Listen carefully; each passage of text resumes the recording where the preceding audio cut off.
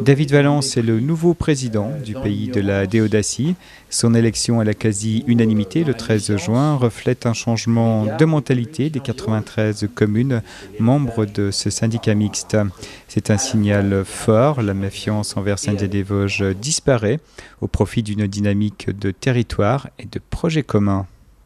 C'était important de prendre cette présidence, même si ce sont mes collègues qui m'y ont poussé. C'était important parce que cela montre en effet que la méfiance à l'égard de Saint-Dié-des-Vosges se lève, que désormais les élus de la Déodacie vont se voir travailler les uns avec les autres car ce sera la tâche essentielle du pays, pour élaborer ce qu'on appelle un schéma de cohérence et d'organisation territoriale, un SCOT, c'est-à-dire en fait une sorte de plan d'occupation des sols ou de plan local d'urbanisme à l'échelle de la Déodacie et des 93 communes qui la composent. Concrètement, David Valence, quel type de décision pourrez-vous prendre ?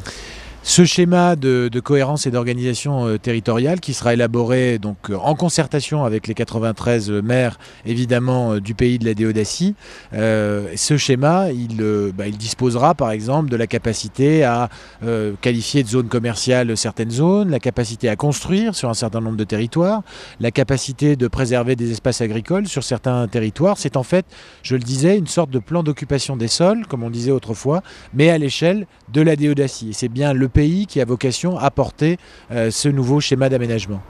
Alors David Valence, maire de Saint-Dié-des-Vosges, président de la communauté de communes et maintenant président du pays de la Déodacie, ça fait pas beaucoup ?